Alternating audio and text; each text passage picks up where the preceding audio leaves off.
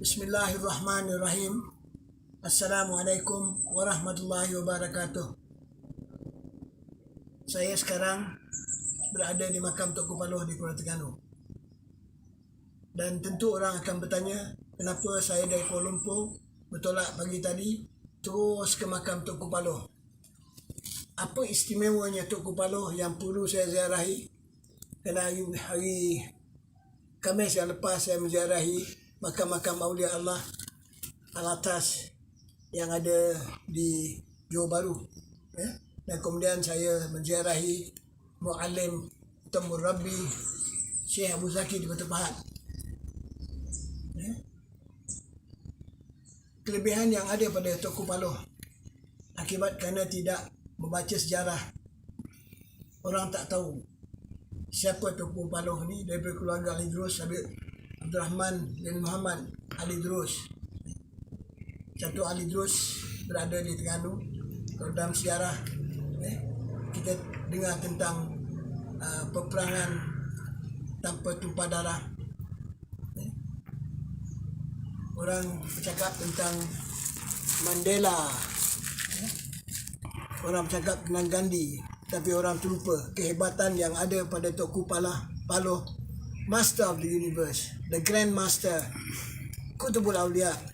Masa zaman dia, ketika British datang untuk nak merampas Kuala Terengganu, Sultan Terengganu beritahu pada British, dia bilang Kuala Terengganu ini milik Tok Kupaloh, dan Tok Kupaloh menunjukkan karamahnya yang sangat luar biasa.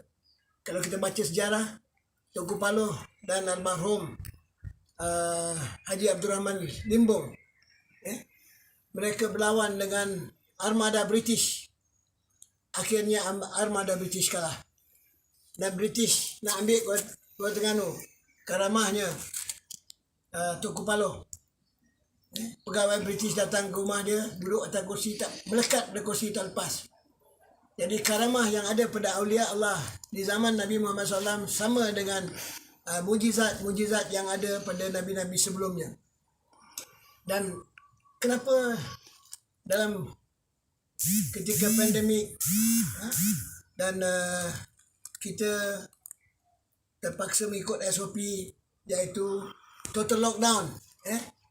Kepada saya total lockdown itu, cuba tengok kubur-kubur ni. Ni, ambil gambar ni, kubur-kubur ni. Ini semua hanya kena total lockdown. Kerana orang yang dah masuk ke dalam ni, dia tak boleh keluar. Baru total lockdown. Orang yang kena kunci dalam rumah tu, kalau dia tak boleh keluar, suara dia orang boleh dengar. Akal fikiran dia boleh sampai sejauh. Lagi sekarang dalam musim social media. Satu dunia boleh dengar. Contoh, saya tengah bercakap di tempat Tok Kupaloh ni. Keluarganya yang ada di Hadramaut, yang ada di Tarim, yang ada di mana-mana, akan tahu, oh, Habib Hussein ada di makam Tok Kupaloh. Dan apa pentingnya kita ziarah makam, kita ziarah Aulia-Aulia Allah ini? Kerana menziarahi kubur itu mengingatkan kita tentang kematian. Dan menjadi tanggungjawab saya memikirkan tentang ramainya hari ini orang yang mati yang disabitkan dengan COVID. Orang tak cakap yang dia ni kena lemah jantung ke, darah tinggi ke, kencing manis ke, sampai ke hospital COVID-19. Jadi apa semua, kadang-kadang bagaimana nasib orang-orang muda yang tidak ada kesempatan untuk belajar mengucap yang sebenar-benarnya. Sedangkan bila kita mati, yang terpenting ialah nak menjawab, siapa Tuhan kamu? Ma Rabbuka? Siapa Nabi kamu? Man Nabiyuka? Siapa saudara kamu? Apakah kita tak cinta kepada saudara-saudara kita yang sedang menghadapi kematian, tapi tak sempat nak mengucap? Tak ada orang yang nak mengajar dia mengucap Asyhadu an la ilaha illallah wa asyhadu anna Muhammadar Rasulullah. Mengucap itu penting. Tapi kalau kita tidak pernah mengingatkan diri kita dengan la ilaha illallah Muhammadar Rasulullah, Macam mana kita nanti nak jawab bila kita tanya marah buka? Jadi ini penting yang perlu diingatkan. Orang hanya bercakap tentang bahaya COVID, tentang masyarakat ikut SOP. Sepatutnya kita ingatkan masyarakat bahawa yang boleh menyelamatkan manusia ini ialah Tuhan, Allah Subhanahu Wa Taala. Kita perlu ambil ubat, itu sebagai akhtiar saja. Tapi obat yang sebenar kena penyakit COVID ni pun siapa yang menyebabnya kalau bukan Tuhan Allah Subhanahu Wa Taala, Tuhan kita, ya kan? Dan ubat yang terpenting untuk bentukkan masyarakat, kita tak tengok ahli-ahli politik kita atau pemimpin kita yang bercakap nak mengubah benda ni. Allah Subhanahu Wa Taala kata dalam Quran, Tuhan tidak akan mengubah nasib satu kaum melainkan kaum itu sendiri. Kenapa tak ada ahli agama kita, agamawan, mufti, siapa-siapa jugalah, Tok Guru beritahu Tuhan tak mengubah. So orang Melayu, orang Islam ni kena ubah nasib dia. Macam mana nak ubah nasib dia kalau dia tak kenal dia sendiri, dia tu siapa? Dia tak kenal Tuhan dia siapa, dia tak kenal Nabi dia siapa, ya kan? Dan yang terpenting, kenapa kita perlu mengingatkan orang sebelum mati, ya kan? Kalau dah mati, dah masuk dalam kubur, apa jadi pada orang yang berhutang tak sempat bayar hutang? Saya kesian kepada orang yang berhutang. Saya kesian pada orang yang nak menuntut hutang. Kerana orang yang menuntut hutang ni dia rasa samun dia orang, pinjam dia orang, ambil dia orang. Benda tu hutang, dia tak sempat nak bayar. Dan dia simpan. Dan dia mati pun bukan boleh guna duit tu pun. Banyak orang yang ada milion-milion, hutang dia senang. Dia kata saya tak hutang. Dia ambil duit anak yatim. Hutang anak yatim lah tu. Dia ambil duit faraid, jadi milik dia. Harta wakaf jadi milik dia. Dia kata, oh saya baik, saya tak makan babi. Babi tu najis, anjing tu najis, babi tu haram. Macam mana dengan makan harta anak yatim? Macam mana dengan makan harta wakaf atau harta keluarga? Ya kan? Ini kita kena fikirkan. Ingatlah, orang yang berhutang ni hari ni, bayarlah hutang orang. Kalau tidak, jasad masuk dalam kubur. Kena tanam macam tu. Nak keluar balik tak boleh dah. Nak pergi bayar hutang buat orang tak boleh dah. Nak keluar macam mana dah kena tanam. Ya kan? Jadi orang yang berhutang ni jangan pergi cari dia panggil sekarang ni, orang akan pakai bill collector. Pakai cakap ni. Viralkan benda ni, beritahu, engkau ni berhutang aku, engkau berhutang, kalau tak bayar hutang, roh kau tak lepas tau. Roh kau tergantung. Orang yang berhutang tak bayar hutang, berat dosa dia. Tapi kita tak pernah fikir benda tu.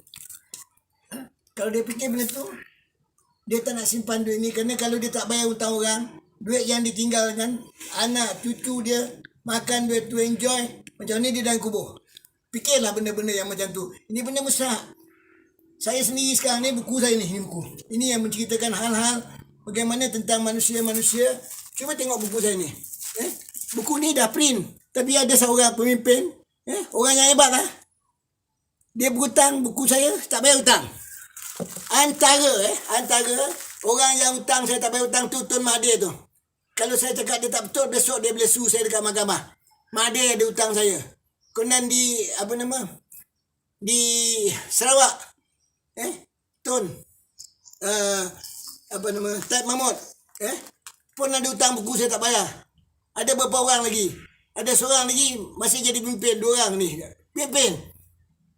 Bayarlah hutang aku. Dan ini zaman penulis susah.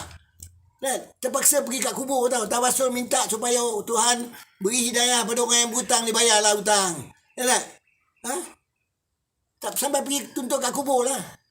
Minta bertawasul sama wali-wali kutub. Kan? Orang berhutang tu bayar hutang. Orang yang nak beli buku, orang yang ambil buku free ni, bayarlah. Buku ni menceritakan kepentingan cerita Tunku Palus dalam ni, cerita wali-wali besar dalam ni. Semua ada cerita-cerita. Semua sangat penting cerita-cerita dalam buku ni. Ya kan? Tapi orang fikir, tak ada benda. Saya dah pergi ziarah semua makam-makam. Sebelum ni. Saya pergi. Pergi makam. Kenapa? Saya pergi mengadu kat makam lah. Ya kan? Kalau kita mengadu kat pemimpin, dia tak nak dengar. Kita nak pergi raja, istana raja semua tutup pintu pagar. Yang kata istana, kan? Ha? Mamu dia tu makam nak pergi, padahal orang dah mati lama, nak masuk pergi ziarah kubur pun tak boleh. Tengok makam Tunku Paloh. Pintu pagar tak tutup, pagar tak tutup. Datang, jumpa dengan dia. Saya damai abadilah atas kubur ni. Jadi, badakanlah benda ni kepada orang-orang yang berhutang pada awak. Jangan cari bill collector. Bagi tahu, kau ni berhutang aku. Kalau kau tak bayar sekarang, rong kau tak lepas. Kesian orang ramai yang banyak hutang dia, orang besar-besar, orang kaya tak nak bayar. Dan kesian pada orang yang berhutang tu, roh dia tak boleh masuk dalam kubur. Hari ni saya tak nak cakap banyak-banyak. Saya kat atas kubur. Saya pun tak berapa hari lagi hidup pun tak tahu. Ya kan? Tapi mudah-mudahan kita sekarang ni berada atas kubur ni. Kita bacakan Fatihah kepada Tunku Paloh, anak Tunku Tuan Besar, dan semua keluarga-keluarganya, alum muslimin semua kat sini. Kita mendoakan mereka bersama Allah, bersama para awliya Allah salihin. Dan Tuhan beri kita hidayat, Tuhan beri kita petunjuk supaya cukuplah dosa-dosa yang kita buat selama ni. Pertama, dosa-dosa berhutang. Kalau ada orang berhutang, tolonglah bayar hutang. Saya tak nak sebut orang yang hutang buku saya dan buku yang lain. Cuma saya baru sebut 2 nama je. Saya ingat, saya ada orang sampaikan benda ni pada Tuan Mahathir. Ada orang sampai cerita hutang buku ni pada Tek Mahmud. Yang lain saya belum nak cerita, tapi minta viralkan apa yang saya cakap ni. Assalamualaikum warahmatullahi wabarakatuh. Thank you.